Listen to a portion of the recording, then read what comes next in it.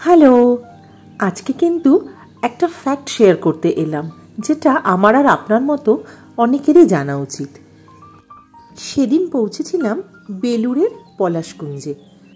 প্রকৃতিপ্রেমী বাঙালি যাদের বসন্তকালে পুরুলিয়া গিয়ে ওঠা হয় না, তাদের জন্য কিন্তু বিগত 2 বছর ধরে খুব জনপ্রিয় হয়ে উঠেছে এই ডেস্টিনেশনটা। তাই এবার আমিও দেখতে গিয়েছিলাম সেই বেলুড়ের পলাশকুঞ্জ। মেট্রো করে গিয়েছিলাম প্রথমে দক্ষিণেশ্বর অবধি, এবং সেখান থেকে অটো করে গিয়েছিলাম বেলুড় স্টেশন। বেলুড় স্টেশন থেকে লেভেল ক্রসিং ক্রস করে ওপাশ থেকে আর একটা টোটো করে পৌঁছতে হয় বেলুড়ের ইএসআই হসপিটালে। এবার যে ফ্যাক্টগুলো শেয়ার করা সেগুলো হলো, প্রথম কথা, যে রাস্তা দিয়ে বেলুড় স্টেশন থেকে ইএসআই হসপিটাল পর্যন্ত যাওয়া হয় তার অবস্থা কিন্তু মোটেই প্রীতিকর নয়।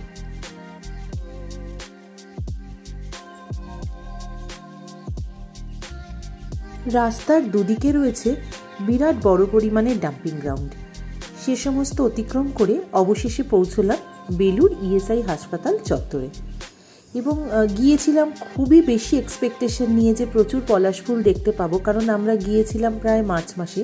কিন্তু পলাশপ্রেমী ক্রিয়েটারদের সৌজন্যে হাতের নাগালে আপনি একটাও পলাশ ফুল পাবেন না। যতদূর মানুষের হাত গেছে ততদূর পর্যন্ত পলাশ ফুলের একটুও চিহ্ন দেখা যায় না, কারণ সেগুলো সবই চলে গেছে পলাশপ্রেমী ক্রিয়েটারদের দখলে। একদম ওপর দিকে কিছু পলাশ ফুল ফুটে আছে, যেগুলো হাত পৌঁছানো একেবারেই সম্ভব নয়। নিচে প্রচুর মানুষের ভিড় রয়েছে যারা ওখানে শ্যুট করছিলেন, এবং বাগানটির মেনটেনেন্সও একেবারেই লো।